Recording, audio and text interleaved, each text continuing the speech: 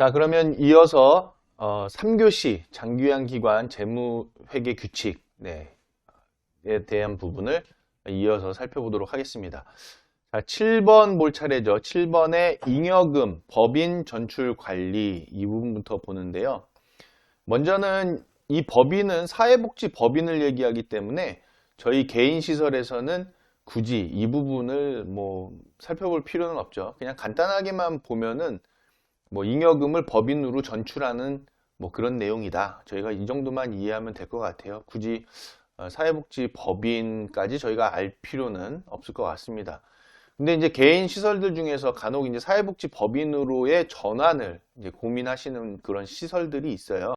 그런데 사회복지 법인으로 전환한다고 해서 큰 차이의 내용은 없죠. 간단하게 한번 보시면 잉여금의 정의가 나와 있죠. 사회복지 법인에서 운영한다라고 딱 정해놨죠. 장기유한 기관으로 지정된 노인복지시설이 시설 전체 세입에서 재반 운영비 등을 지출하고 남은 잔액이다라는 거죠. 여기서 보면은 반드시 운영충당 적립금 및 시설환경 개선 준비금까지 적립해야 한다라고 되어져 있죠. 사회복지법인은 그렇게 되어 있는 상황입니다. 자, 잉여금을 그래서 법인으로 전출시키는 건데 잉여금에 대하여 사회복지 재무회계 규칙, 시설회계, 세출 예상 과목 중 법인회계 전출금, 목계정으로 보내라. 모법인으로. 그리고 동전출금에 대한 지출은 이사회의 의결을 통하고 법인 정관에서 정한 목적사업 중 장기유한기관 인프라 확충, 운영 및 노인복지 사업에 한해서 지출해야만 한다라고 규정되어 있습니다. 이제 나오죠. 기타 전출금. 이제 개인 시설인 우리 개인 시설들에 해당하는 그런 내용인데요. 보면은 적용 대상이 장기유한 기관이고요.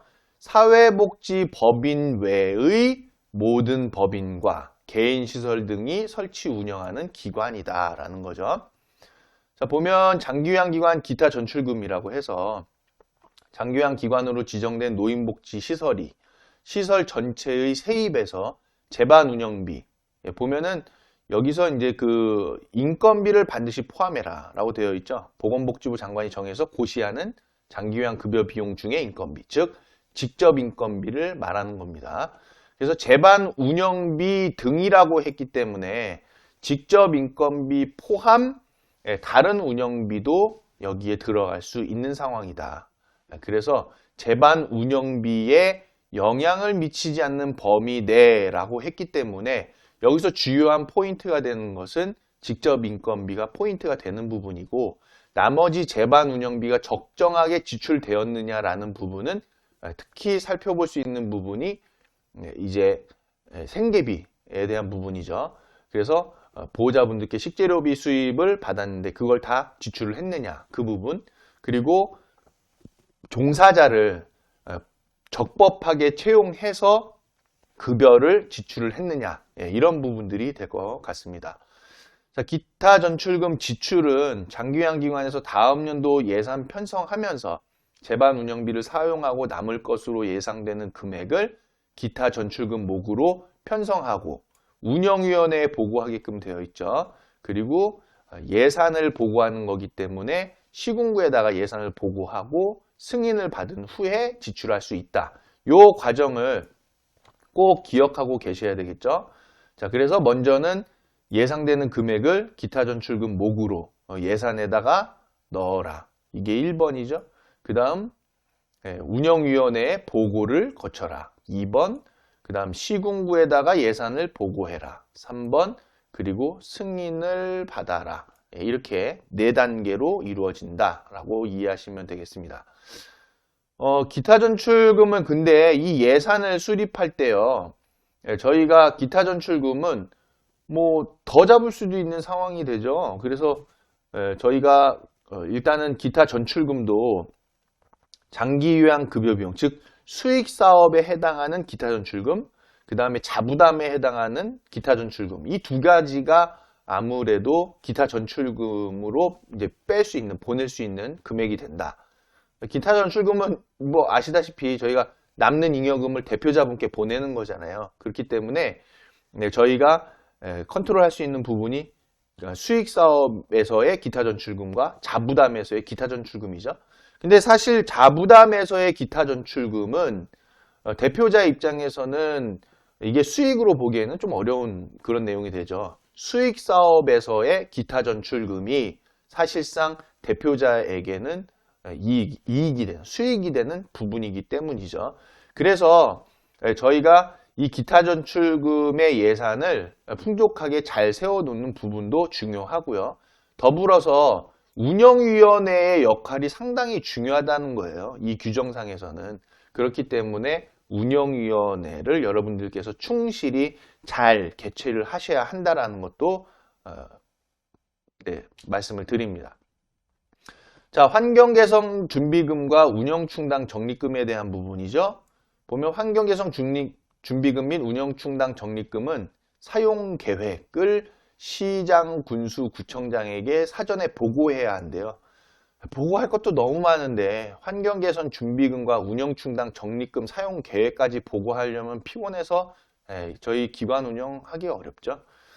그래서 환경개선 준비금과 운영충당 적립금은 가급적이면 안 하시는 것으로, 개인 시설에서는 안 하시는 것으로 말씀을 드립니다. 왜냐하면 어차피 기타 적립금으로 전입시킬 수 있기 때문에 굳이 환경개선 준비금과 운영충당 적립금을 할 이유는 없죠. 그러나 내용은 한번 같이 보실게요. 운영충당금의 적립인데, 운영충당금이라고 하는 것은 뭐 말 그대로 기관 운영에 필요한 사항 중 상당한 지출이 소요되는, 적립하지 않을 경우 기관의 안정적 운영에 영향을 미칠 수 있는 사항에 대해서 2년 또는 그 이상의 기간 동안 일정 부분을 사전에 적립해서 사유 발생 시 이의 해결을 위한 비용으로 지출하고자 적립하는 거다. 그래서 운영충당 적립금은 기관의 경영 환경에 따른 자율성을 존중한다는 거죠. 그런데 다음의 사항을 고려해서 적립해라 라는 거기 때문에 기관의 경영 환경에 따른 자율성을 존중하는데 굳이 저희가 적립할 필요가 없겠죠. 사전에 적립되지 않을 경우 기관 운영에 상당한 영향을 미칠 수 있는 사항에 대해서 적립해라. 뭐 시설 관련 장비나 파손 및 내구 연한 등 교체가 필요한 사무기기 같은 것들이 있다고 하면은 누가 운영충당 적립금에다 적립하고 있습니까? 그냥 전출시켜서 대표자가 갖고 있다가 필요한 시기에 전입시켜달라 요청을 하는 부분이죠. 적립하지 않을 경우 타 세출 예산 과목으로 당해년도 지출이 힘든 항목에 대해서 적립. 그러니까 뭐 타 세출 예산 과목으로 당해년도 지출이 힘든 항목이 있다라면은 적립을 해야 한다는 건데 뭐 이런 경우도 뭐 특히 뭐 필요한 건 없죠. 적립된 예산은 반드시 적립 목적에 맞게 지출해라. 근데 적립을 할 이유가 없기 때문에 저희가 볼 필요는 없을 것 같습니다. 네. 그 다음에 환경개선 준비금도 마찬가지죠. 시설 개보수나 내외부 도색 같은 거를 위해서 환경개선 사업을 목적으로 2년이나 그 이상의 기간 동안 뭐 적립해라 라는 부분인데 여기서도 보시면은 지금 이 위에서 얘기를 했죠. 기관의 자율성이라든지 이런 부분이 이제 필요한 건데 내용을 이어서 보시면은 시설 환경 개선을 위해서 2년 또는 그 이상의 기간 동안 적립이 필요한 사항에 대해서 적립을 하는 것이기 때문에 적립이 필요하지 않을 때에는 굳이 적립할 필요는 없겠죠. 그렇기 때문에 저희 개인 시설에서는 굳이 적립을 할 필요는 없고 혹시 시설 환경 개선이 필요하다고 하면은 따로 대표자가 또 그 부분에 대해서 전입을 시켜서 또 진행을 할 수 있는 부분이기 때문에 굳이 시설 환경 개선 준비금을 적립할 필요는 없어 보인다라고 말씀드릴 수 있습니다. 환경 개선 준비금과 운영 충당 적립금을 만약에 이제 적립을 한다면은 특별 회계로 관리해야 되는 부분이고 시군구의 지도 점검까지도 받아야 된다. 그리고 원금 손실이 발생하지 않는 저축을 목적으로 하는 상품, 그리고 적립 시점으로부터 당초 적립 목적에 해당되는 사유 발생 시 적립금액 전체에 대해 상시 현금화가 가능해야 한다. 그러면은 그냥 통장 하나 만들어서 거기다가 적립해라 이런 말이 되는 거죠. 원금 손실도 없애야 되는 거고 상시적으로 바로 현금화가 되어야 되는 거니까 지침 개정 이전에 적립금을 원금 손실이 발생하는 보험 상품으로 기운용한 경우에는 환경개선 준비금 등의 사유 발생 시 원금 손실에도 불구하고 보험 상품으로 적립된 적립금을 사용해야 한다라고 단서는 달려 있습니다. 자, 저축을 목적으로 하는 상품 가입 시 예금주는 시설명으로 해라. 통장 같은 것도 시설명으로 반드시 해야 되겠죠. 기존에 가입한 상품 중 예금주가 개인으로 지정된 경우에는 시설명으로 변경을 해줘야 한다라는 거예요. 다만 상품의 특성상 예금주를 자연인으로 하여야 할 경우, 즉 뭐 대표자든 누구 사람으로 해야 될 경우 예금주는 수익자는 법인의 대표자, 설치자로 하고 자연인인 대표자에게는 상품과 관련해서 어떠한 혜택이 돌아가서는 안 된다. 그러니까 다 시설 회계에다 편입시켜라. 모두 시설 운영에 사용되어야 한다라고 되어 있죠. 굳이 저희가 시설환경 개선 준비금이나 운영충당 적립금은 그냥 이렇게 되어져 있다 정도만 아시고 굳이 이 부분까지 관리할 것까지는 힘들다라는 것으로 저희가 이해를 하면 좋을 것 같습니다. 자, 이 내용은 나중에 한번 보시고요. 자, 10번의 예산서로 저희가 넘어가서 볼게요. 세입 예산서라고 되어져 있는데 장기한 기관에 예상되는 모든 수입은 수입이죠. 세입이니까 세입 예산서에 계상되어야 한다. 세입 예산서의 합계 금액과 세출 예산서의 합계 금액이 일치해야 한다. 그래서 저희가 예산서를 작성할 때 세입과 세출을 일치시키는 거죠. 그리고 세입 예산서에는 1년간 공단으로부터 받는 장기요양 급여액과 본인부담금 수입, 식재료비 수입 등 1년간 세입될 것으로 예상되는 금액으로 편성해라 라고 되어 있습니다. 그런데 저희가 추경에 대한 불편함 이런 것도 있기 때문에 1년간 세입될 것으로 예상되는 금액을 높게 잡는 기관들이 있는 거죠. 이런 이유 때문에. 왜냐하면 추경을 해야 되는 불편함 때문에. 그래서 추경이라는 그 과정 자체를 개인시설은 좀 없앨 필요가 있는 거죠. 이게 단순히 그냥 계획서기 때문에 그래요. 자, 그런데 어쨌든 지금 규정에서는 1년간 세입될 것으로 예상되는 금액으로 편성하라고 되어져 있습니다. 자, 세입 예산서는 사회복지법인 및 사회복지시설 재무회계 규칙 별표에서 세입 세출 예산 과목을 구분해서 편성해라. 그걸 따라라. 그 과정을, 그 과목들을 맞춰서 편성을 해라. 전년도에 결산 후 발생한 잉여금은 전액 세입 예산서에 전년도 2월금, 전년도 2월 후원금, 전년도 2월금 식재료비 등으로 구분해서 입력해줘라 라는 겁니다. 그러니까 예산서에 전년도에 2월 될 부분도 같이 거기다가 넣어주면 된다라는 거죠. 자, 이번에는 세출예산서인데요.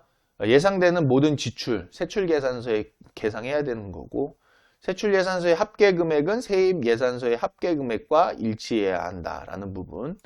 그리고 세출예산서에서 인건비는 지금 고시에서 나오는, 여기 나와 있죠. 고시에서 나오는 인건비 비율 이상으로 편성되어 있어야 한다. 즉 예산에서 직접 인건비 비율 이상으로 인건비가 잡혀 있어야 한다라는 거죠.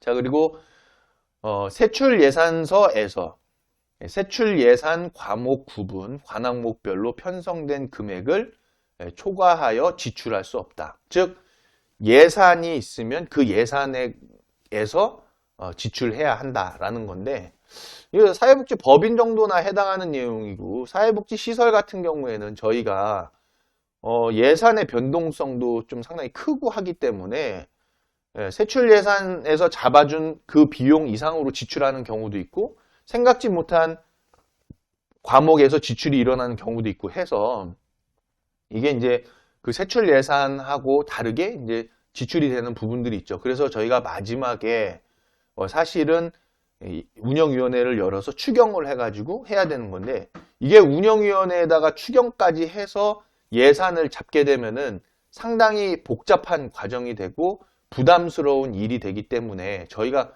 그 부분을 하기 어려운 거죠. 그래서 복지부도 이 상황에 대해서 분명하게 인지를 하고 이 추경하는 과정을 없앨 필요가 있다. 그래서 단순하게 이 예산이라는 부분으로 가는 것이 아니라 개인 시설 같은 경우에는 그냥 계획서 수준으로 가는 것이 합리적인 내용이 될 수 있는 거겠죠. 자, 그 다음 예산서를 제출하는 내용인데요. 보건복지부 사회복지시설 정보시스템을 통해서 저희가 예산서를 제출하죠. 세입세출 예산서를. 그래서 회계연도 개시 5일 전까지로 되어져 있습니다. 그러면 이제 12월 31일자를 기준으로 해서 5일 전으로 보는 건데 회계연도 개시가 1월 1일이기 때문에 그렇죠. 자, 그런데 우리는 업무를 이렇게 해야 되죠. 자, 10월 정도에서 11월 정도에는 이미 내년도 사업계획서를 작성을 하는 거예요. 그 사업계획서를 작성할 때 이미 예산서 아웃라인도 만들어야 한다. 그리고 나서 운영위원회를 11월 달에 열어야 되는 거죠. 그래서 12월 초에 이미 예산서를 작성해서 제출해야 하는 거예요. 상황이에요. 자, 그런데 문제는 뭐냐면 내년도 고시가 인건비 비율에 대한 고시가 한 12월 중순 정도에 나오는 게 문제다. 그래서 이제 그 복지부에다 그런 내용을 이제 알렸어요. 알리는데 복지부 뭐 사실 전화도 잘 안 받고 의견도 잘 안 듣잖아요. 신문고에다 올리면 거의 뭐 한 3주 정도 걸려서 답변 오는 그런 상황이고 답변도 제대로 잘 안 주는데 그 상황을 좀 아쉽사 전화를 계속 연결을 해서 이제 복지부에다 얘기를 했어요. 지금 12월 중순에 고시가 나오면 사실 11월 정도에는 내년도 사업계획서도 하고 그래서 사업계획서가 나오면 운영위원회를 여는데 인건비 비율에 대한 고시가 12월 중순 정도에 나오면 그러면 예산을 도대체 세울 시간이 언제가 되는 거냐 그런 상황이 되어져 있거든요. 그래서 저희는 이 업무를 하실 때에는 11월 초에 사업계획서를 작성해서 이미 예산 아웃라인을 만들 때에 그때 인건비 비율의 상승 정도를 고려를 해서 예산을 좀 업해서 잡는 거죠. 그러면은 인건비 비율의 상승을 예상을 해서 그것까지 포함해서 작성하는 거기 때문에 고시가 12월 중순에 고시가 나온다 하더라도 저희는 이미 11월 달에 그것까지 예상을 해서 풍부한 예산으로 잡았기 때문에 문제는 발생하지 않는다라는 거 팁으로 여러분들 아셨으면 좋겠습니다. 사회복지법인에서 운영하는 시설들 있잖아요. 그런 시설들은 시설운영위원회 보고하고 법인 이사회의 의결까지 거치죠. 그래서 시군구청장에게 제출하고 있습니다. 그런데 이제 개인이 운영하는 저희 시설들은 시설운영위원회 보고를 거치고 있죠. 그래서 운영위원회가 상당히 중요한 역할을 갖고 있다라는 거기 때문에 시설운영위원회를 잘 조직해야 되고 전문가가 거기에 같이 있어야 됩니다. 그래서 저희가 예산을 작성하고 어떠한 문제가 발생하지 않게끔 시설운영위원회를 잘 꾸려서 해야 된다는 부분이고 그런 보고를 거쳐서 시장, 군수, 구청장에게 제출하게 된다는 거 알아두셔야 되겠죠. 자, 세입 세출 예산서를 제출할 때에는 예산 총칙, 임직원 보수 일람표, 의결한 이사회 회의록, 운영위원회 회의록을 첨부해서 제출한다라고 되어져 있는데 개인과 법인 그리고 인원에 따라서도 제출하는 양식이 좀 다르죠. 자, 그래서 예산 총칙이라고 하면은 뭐 예산에 대한 전반적인 그런 개요, 그런 부분이 될 거고 이 예산을 어떻게 수립했다 그런 규칙성을 얘기하는 거고요. 임직원 보수 일람표는 저희가 사회복지시설 정보 시스템에 입력을 하고 있죠. 그리고 의결한 이사회 회의록. 근데 저희는 개인 시설들은 이사회는 없기 때문에 운영위원회 회의록만 첨부해서 제출하고 있다라고 보시면 되겠습니다. 자, 보건복지부 사회복지시설 정보 시스템을 통해서 세입 세출 예산서를 시장, 군수, 구청장에게 제출한 후 승인이 나면 자동으로 게시가 되고 있죠.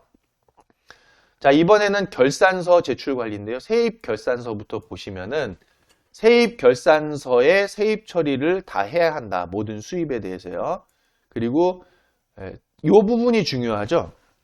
자, 세입 결산서에서의 장기 요양급여 수입과 그리고 1년간 공단으로부터 받은 장기 요양급여액이 일치하여야 한다라고 되어져 있습니다. 그래서 세입결산서를 보고한 세입세출 결산서를 제출한 장기요양 기관 중에 시군구에서 가지고 있는 장기요양 급여 수입 데이터와 우리가 제출한 사회복지시설 정보 시스템에 입력해서 제출한 그 액수가 맞지 않아서 지금 반려된 기관들이 상당히 많이 있죠. 그렇기 때문에 저희가 결산서, 즉 세입 결의서를 입력할 때에, 수입 결의서를 입력할 때, 특히 장기 요양 급여 수입을 입력할 때에는 물론 통장에 들어온 돈, 통장에 들어와서 찍힌 돈 그거와 그리고 청구서상에 나와 있는 장기 요양 급여 수입과 가상금까지 해서 딱 일치하는지 확인을 하고, 그리고 사회복지시설 정보 시스템에 입력할 때에도 이 청구서에 있는 장기 요양 급여 수입을 입력해야 한다는 거죠. 이 세 개가 다 맞는지를 확인하셔야 돼요. 통장에 찍혀 있는 장기 요양 급여 수입, 그리고 청구서에 있는 장기 요양 급여 수입, 그리고 사회복지시설 정보 시스템에 입력하는 장기 요양 급여 수입. 요 세 개가 맞아야 시군구에서 가지고 있는 데이터, 장기 요양 급여 수입의 데이터, 이 데이터는 공단으로부터 받는 거거든요. 요 금액과 같이 일치하게 되는 거거든요. 그래서 기관에서는 다시 말씀드리지만 통장에 찍힌 입금되는 장기 요양 급여 수입액과 청구서에 나와 있는 장기 요양 급여 수입액, 그리고 사회복지시설 정보 시스템에 입력하는 요 두 개를 입력하겠죠? 이 금액을, 그 금액과 그게 일치가 되어져야지만이 시군구의 데이터와 일치하는 상황이 될 거다라는 거 꼭 기억하시기 바랍니다. 자, 세입결산서에서의 본인 부담금 수입과 그리고 1년간 이용자로부터 받는 본인 부담금 수입도 일치해야 한다라는 부분이죠. 자, 이 부분도 중요하죠. 그래서 장기 요양 급여 수입뿐만 아니라 본인 부담금 수입까지도 시군구의 데이터와 일치해야 한다. 여기 보시면 시군구에서는 행복이음 장기요양기관 결산서 자동검증 결과를 확인해서 건강보험공단에서 제공하는 장기요양급여액과 본인부담금이 장기요양기관이 제출한 결산서상의 금액과 불일치할 경우에는 그 사유 등을 확인해서 필요시 시정조치해라, 반려시켜라, 그런 내용이 여기에 나와 있는 거죠. 자, 그런데 이게 과연 뭐 효율성이 있는 내용이냐, 좀 생각해 봐야 되는 거죠. 아마도 회계의 검증을 위한 하나의 방편으로서 본인부담금과 장기요양급여 비용에 대한 거를 공단에서 제공하는 데이터와 기관에서 입력하는 데이터가 일치하는지를 확인한다라는 부분으로 회계 검증의 일환으로 지금 이거 규정을 만든 건데요. 사실 불필요한 내용으로 좀 보여지죠. 왜냐하면은 이미 시설에서도 그 공단으로부터 지급받은 수입 금액은 다 동일하기 때문에 공단에서도, 자, 예를 들어 1,000만 원이라고 할게요. 1,000만 원을 기관에다 보냈어요. 그럼 기관 통장에 1,000만 원 찍혔겠죠? 그럼 1,000만 원 입력하면 똑같은 거예요. 무슨 의미가 있습니까? 이 내용 자체가. 회계상에 있어서 이게 어떠한 큰 의미를 두냐는 거예요. 큰 의미 없죠. 왜냐하면 준 대로 입력하면 끝이잖아요. 근데 지금 물론 공단에서 보내준 대로 입력하지 못하는 기관도 있기 때문에 이 부분이 이제 그것도 걸러내겠다라는 거는 이해는 됩니다만, 어떠한 굵직한 사유는 안 되죠. 뭔가 회계에 대한 검증에 아주 그 포인트가 되는 그런 내용은 아니다라고 보여지는 겁니다. 그게 좀 상당히 좀 어떻게 보면은 이 수입액은 좀 맞출 필요는 있죠. 공단에서 준 금액과 그리고 기관에서 입력하는 금액은 맞을 필요는 있다. 데이터는 뭐 중요한 내용이니까. 그러면 아예 본인 부담금하고 그 공단에서 주는 공단 부담금에 대한 부분을 아예 그냥 입력을 시켜주든지요. 그럼 좋죠. 자, 그런데 만약에 본인 부담금을 납부하지 않은 보호자가 있다고 하면은 과연 어떻게 할 것이냐라는 것도 문제가 되죠. 자, 본인 부담금이 자 25만 원이라고 해요. 그런데 이 보호자분이 그냥 본인 부담금 안 내버렸어요. 기관에서는 받아야 되는데. 자, 그러면 지금 세입이 본인 부담금 수입이 발생하지 않은 건데 이거 어떻게 하냐는 거예요. 그래서 여기에 이제 사유 등을 확인해서 필요시 시정 조치를 해라라고 되어져 있는 거죠. 그러면은 저희는 이 본인 부담금이 안 맞는 부분에 대한 사유서를 또 만들어서 제출해야 되는 그런 상황이 되어져 있다라는 거 꼭 기억을 하시면 좋을 것 같습니다. 그래서 혹시라도 여러분 기관에서 보호자분이 입금에 있어서 차질이 있었다든지 또는 아예 그냥 본인 부담금을 그냥 안 내려고 막 하시는 그런 보호자분들께 본인 부담금을 못 받았다고 하면 그 사유서를 작성하셔서 결산서를 제출할 때에 첨부해야 한다. 그럼 이 사유서는요, 사실 우리가 결산서를 제출할 때에 이미 2월에 저희가 운영위원회를 열고 있잖아요. 이미 1월에 결산 내역을 다 정리를 해서 2월 정도에는 결산 정리한 거를 운영위원회를 통해서 보고를 하죠. 그때에 본인 부담금 안 받은 것까지 다 운영위원회에다가 보고를 해야 됩니다. 누구에게 본인 부담금을 얼마 못 받았다. 그래서 못 받은 그 내역까지도 운영위원회에다 보고를 하고 그 내용이 회의록에 담겨져서 그 내용을 바탕으로 회의록과 사유서까지 같이 포함해서 결산서에서 제출이 되어야 한다는 거 여러분 꼭 기억해 주시기 바랍니다. 자, 세입결산서에서의 식재료비 수입과 1년간 이용자로부터 받은 식재료비 수입액이 일치하여야 한다라고 되어 있죠. 그러면은 여기 보면 세입결산서에서의 식재료비 수입이다. 그러면 당연히 돈 받은 내용 아닙니까? 결산서니까요. 식재료비 수입액 그리고 1년간 이용자로부터 받은 식재료비 수입액이 당연히 일치하죠. 돈 받았으니까 식재료비 수입으로 세입결산서에 입력하지 않나요? 지금 제가 잘못 읽고 있나요? 지금 보면 자 볼게요. 세입결산서에서의 식재료비 수입. 그러면 이미 세입결산 우리가 결의서에다가 식재료비 수입이 발생했기 때문에 입력했잖아요. 그리고 1년간 이용자로부터 받은 식재료비 수입액 당연히 일치하죠. 이런 내용을 지금 복지부에서는 집어넣고 있다. 그래서 운영을 잘 모르는 상황이 복지부의 지금 상황으로 보여지는 거죠. 전년도에 결산 후 발생한 잉여금은 전액 당해년도 세입 예산에 전년도 2월금으로 세입 처리해라. 남은 잉여금은 당해년도에 2월금으로 수입 처리해줘라. 그런 부분이죠. 그리고 기타 1년간 수입된 모든 금액과 그리고 세입결산서의 결산 금액이 일치하여야 한다라고 되어 있습니다. 이 얘기는 이제 조금 저희가 생각해 봐야 되는데요.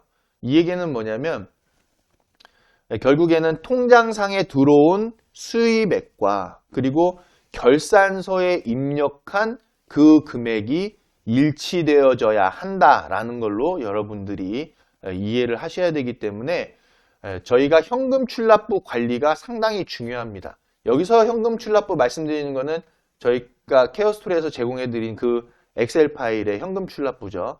거기에다가 우리 통장별로 발생하는 그 발생 돈들, 수입 지출에 대한 거를 다 구체적으로 우리가 하나하나씩 파악이 되어져 있어야 하는 내용이 되는 거죠. 그래서 그 현금 출납부 엑셀 파일의 내용을 그대로 저희 사회복지시설 정보 시스템에 입력을 해야 되는 거죠. 그러면 통장상의 내역과 그리고 사회복지시설 정보 시스템의 내역이 일치하게 되어진다라는 겁니다.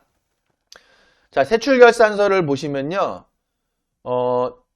장기요양기관의 모든 지출은 세출결산서에 세출 처리되어야 되겠죠. 세출결산서에서의 1년간 지출한 인건비는 보건복지부 장관이 정해서 고시하는 그 장기요양급여 비용 중 인건비 비율 이상이어야 한다. 즉 해마다 고시하고 있는 보건복지부에서 고시하고 있는 직접 인건비 비율 이상으로 인건비를 지출해야 된다. 자, 세출결산서에서의 인건비 지출은 직접 인건비와 간접 인건비로 나눠져 있죠. 요거하고 아까 위에서 봤던 후원금에서의 직접비와 간접비 헷갈리시면 안 돼요. 비지정 후원금에서의 직접비, 간접비는 관항목에서의 직접비, 간접비로 나누는 거죠. 여기서 얘기하는 직접인건비와 간접인건비는 직접인력에 대한 직접인건비, 즉 사회복지사, 요양보호사, 물리치료사, 작업치료사, 간호조무사 이런 분, 그분들에 대한 인건비가 직접인건비다. 그 외에는 간접인건비다. 이런 얘기죠. 자, 세출결산서에서의 결산 금액이 예산 금액을 초과할 수 없다. 즉 세출 예산 잡아놓은 대로 그 안에서 지출을 해라. 그런 얘기죠. 그런데 때에 따라서는 이게 뭐 추경 잡고 하는 거는 계속 누누이 말씀드리지만 추경 잡고 하는 거 복잡하고 또 불편하고 그리고 번거롭고 불필요한 내용인데 자꾸 이런 식으로 운영을 모르는 상태에서 개인 시설의 운영 현황을 모르고 그 예결산에 대한 부분을 잘 모르고 계속 이렇게 이제 그 규정만 집어넣어 놓고 지키라 하는 수준의 얘기는 조금 어렵죠. 그래서 그냥 이 예산은 단순히 계획서로만 돌아갈 필요가 있다라는 거예요. 뭐 한마디로 여기서 이 얘기를 하는 이유는 즉 이제 계획을 세워서 수입액대로 지출해라. 그 범위 안에서 뭐 이런 내용으로 그냥 저희가 좀 이해를 해줘야 되는 그런 규정 같아요. 자, 기타 1년간 지출된 모든 금액과 세출결산서의 결산 금액이 일치해야 한다. 즉 통장상에서 지출된 그런 지출 내역과 입력한 결산서의 세출결산서의 금액이 일치해야 하는 부분이죠. 자, 결산서 제출에 대한 거는 사회복지시설 정보 시스템을 통해서 3월 31일까지 시군 구청장에게 제출하게끔 되어 있습니다. 사회복지법인에서 운영하는 시설은 운영위원회 보고하고 법인 이사회 의결 거치고 그리고 나서 시장, 군수, 구청장에게 제출하고요. 개인이 운영하는 시설은 자, 여기는 좀 줄 그을까요? 시설 운영위원회 보고를 거치고 자, 여기까지 한 달러 시군, 시장, 군수, 구청장에게 제출한다. 그래서 운영위원회를 열어서 결산에 대한 얘기죠. 결산서에 대해서 보고를 하고 그리고 나서 운영위원회 회의록까지 작성을 해서 보고해야 한다. 그런데 본인 부담금을 못 받은 보호자분이 계시면 이 운영위원회를 열 때에 본인 부담금 못 받은 사유에 대해서 얘기를 보고를 하고 그래서 본인 부담금을 못 받은 사유서를 작성을 해서 운영위원회 회의록과 사유서까지 첨부를 해서 제출해야 한다라는 걸로 기억하시기 바랍니다. 자, 그래서 이 제출한 결산서가 승인이 되면 정보 시스템에 자동으로 게시가 되죠. 자, 이어서 인건비 지출에 대한 관리 부분을 보실 텐데요. 중요하죠. 자, 인건비 지출은 1년간의 인건비 지출은 노인 장기요양보험법에 의해서 보건복지부 장관이 정해서 고시하는 인건비 비율 이상으로 지출해야 한다라고 되어져 있습니다. 저는 개인적으로 이 인건비 지출 비율 없어져야 한다라고 생각하고 있어요. 왜냐하면은 누구는 직접 인력이고 누구는 간접 인력이라고 선을 그어놓은 자체부터 벌써 어불성설의 내용이죠. 다 어르신을 위해서 일하고 있고 어르신의 건강과 행복을 위해서 근무하고 있는 상황인데 누구는 직접 인력으로 하고 누구는 간접 인력으로 선을 긋는 바람에 지금 업무가 오히려 더 명확해졌다라기보다는 좀 업무에 대한 그 내용이 좀 뭐 어떻게 표현해야 될까요? 그냥 나는 이거 하는 사람, 이 사람은 나는 이거 하는 사람, 그냥 이런 식으로만 되어져 있어서 서로 협업하고 돕고 그리고 연대 책임을 하는 데 있어서는 좀 상당히 좀 많이 좋지 않은 상황이 되어져 버렸다라고 볼 수 있는 거는 바로 이 인건비 지출 비율 때문에 그런 걸로 생각이 됩니다. 자, 보시면 이 내용 중요하죠. 장기요양기관의 장은 인건비를 지출할 때 적정한 인건비가 지출되고 있는지 자, 수시로 점검을 하라라고 되어져 있죠. 그래서 매월 인건비 지출 비율을 계속 모니터링 해 주셔야만 합니다. 기관에서는요. 자, 우리가 볼 부분 먼저 노인요양시설은요. 직접 인건비 비율이 지금 이거 2021년 기준이에요. 자, 65%. 자, 그리고 노인요양 공동생활 가정은 65%. 지금 보면은 이게 똑같아졌죠. 65%로. 그리고 주요하간 보호는 48.3%. 그리고 단기 보호는 58.5%. 그리고 방문요양, 방문목욕, 방문간호가 있다. 지금 노인요양 공동생활 가정의 인건비 지출 비율을 65%로 맞춘 거는 노인요양시설하고 똑같이 지금 이렇게 놨죠. 그래서 물론 이제 복지부에서 이 인건비 지출 비율에 대한 부분은 이제 계산을 했을 텐데 굉장히 재밌는 내용은요. 복지부에서 이거 숫자 몇 개만 조금 바꾸면요. 그냥 노인요양 공동생활 가정 전국에 있는 시설들이 한 번에 운영이 어려워지는 상황에 놓여져 있는 거다. 그렇기 때문에 가급적이면 정부에서 마련해 놓은 규정을 정확하게 이해하셔서 우리 기관의 자생력 부분을 더 마련해 갈 필요가 있다라는 거예요. 합법적인 범위 안에서요. 합법적인 범위 안에서 우리가 좀 더 수입을 늘려나갈 수 있는 방향, 그리고 지출에 있어서도 지출을 하되 어르신들을 위한 좀 더 나은 지출이 될 수 있는 방향으로 우리의 자생력을 키워가시는 것이 상당히 중요하다라는 거 여기서 좀 말씀드릴 수 있습니다. 자, 그래서 이 인건비 지출 비율은 해마다 고시가 되고 있죠. 이거는 이제 2021년 고시 내용이고요. 자, 인건비 인정 범위를 보니까 이거 중요하죠. 인건비 인정 범위. 기본급과 시간 외 수당 등 재수당, 그리고 일용 잡급도 포함한다. 그래서 시설 종사자에게 지급한 세전, 공제 전 금액이다. 그럼 여기서 세금은 무슨 세금을 말할까요? 4대 보험료, 그리고 근로소득세, 지방세가 포함이 되겠죠. 그래서 세전 급이다. 세전 월급이다. 급여다라는 거예요. 연간 급여다. 자, 퇴직금은요. 시설 종사자에게 지급한 총 금액의 12분의 1로 산정하라라고 딱 되어져 있죠. 현재 근무하고 있는 직원에게 적립한 퇴직 적립금, 그리고 퇴사한 직원에게 지급한 퇴직금까지 포함하고 있다라는 거예요. 자, 퇴직연금 가입 시 1년 미만 퇴사자로 인한 환급 금액은 포함하지 않는다라고 되어져 있죠. 만약에 그냥 퇴직금 통장에다 적립하고 있다라고 하면 1년 미만 퇴사자는 그 금액을 다시 환급해서 시설 그 회계로 시설 운영비 통장으로 다시 넣어야 됩니다.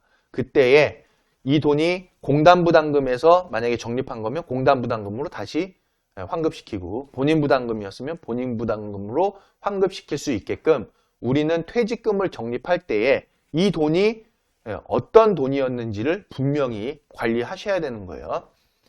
퇴직금 비율을 초과하여 과다하게 적립된 퇴직적립금은 인정되지 않는다. 그렇기 때문에 퇴직금은 총 금액의 12분의 1을 준수해야만 되겠습니다. 사회보험 부담금은 시설 종사자에게 지급한 총 금액에서 비과세를 제외한 금액에 보험료율을 곱하여 산출한 금액이다 라고 되어 있죠. 그러면 사회보험 부담금은 이 규정에서 이해하기로는 지급한 총금액에서 비과세를 제외했다고 했죠. 즉 비과세는 사회보험 부담금에 포함되지 않는구나 라는 것을 이해하실 수 있겠죠. 이 내용에서. 어쨌든 사회보험 부담금은 뭐 이 내용으로 이해하는 것이 아니라 국민건강보험공단에서 이미 그 사회보험 부담금 그 요율이 다 정해져 있잖아요. 법정 요율이. 그에 따라서 산정이 되는 거기 때문에 저희가 종사자 급여마다 비과세를 빼고 나머지 금액에 대한 부분에 대해서 사회보험 부담금이 산정된다 정도로 이해하시면 되겠고, 이 사회보험 부담금도 직접 인건비 비율에 포함이 된다라는 거죠. 자, 공동사용 운영비 지출이 있어요. 자, 병설기관 운영 등으로 라고 했죠. 이 병설기관에 해당하는 거죠. 건물을 공동으로 사용하여 공동비용이 발생하는 경우 당해년도 세입 예산 기준에 따른 비율별로 각 병설기관에 배분해라. 예를 들면 요거는 이제 말이 어려우니까 예를 달아놓은 거예요. 요양원과 병설기관이 건물을 공동으로 사용하는 경우 당해년도 세입 예산이 요양원이 8억, 병설기관이 2억이다. 그러면은 요양원이 80%, 병설기관이 20% 분배해라.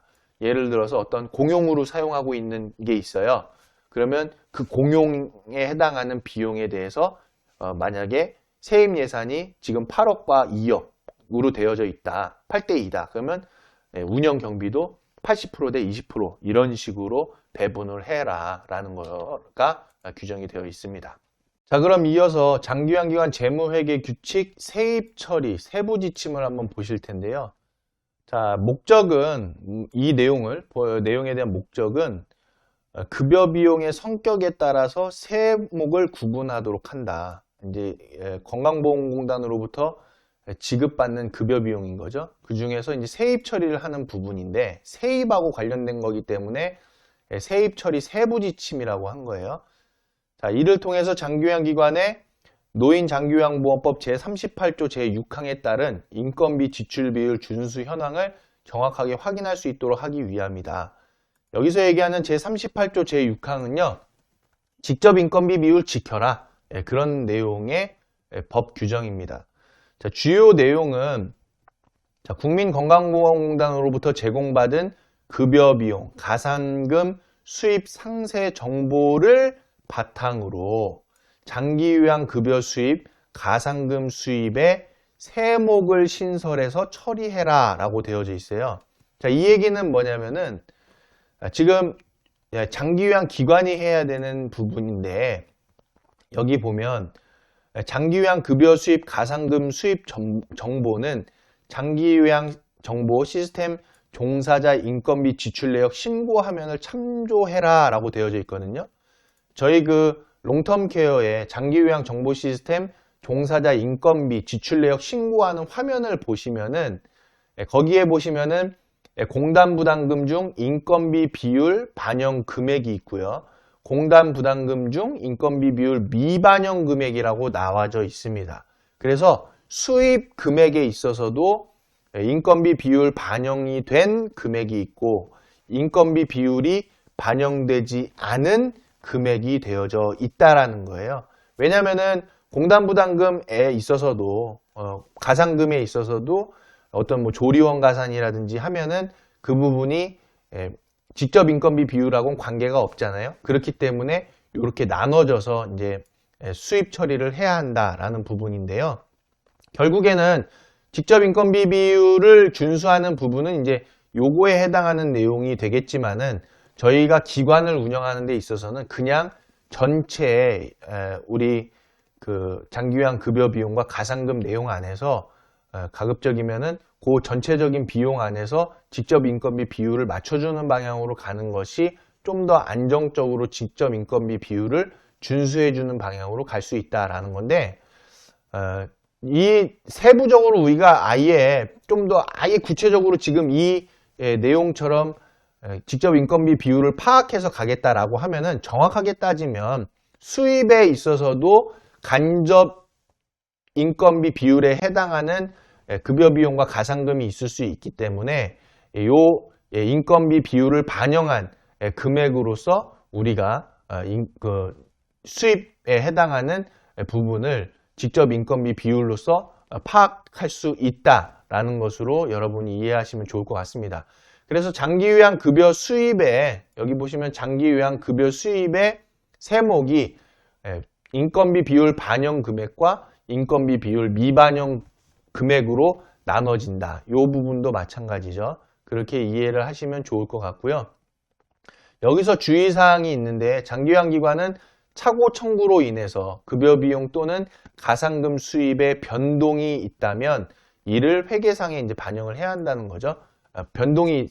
급여 비용과 가상금 수입에 있어서 변동이 있다라고 하면 즉각적으로 우리가 회계에 입력을 해줘야 한다.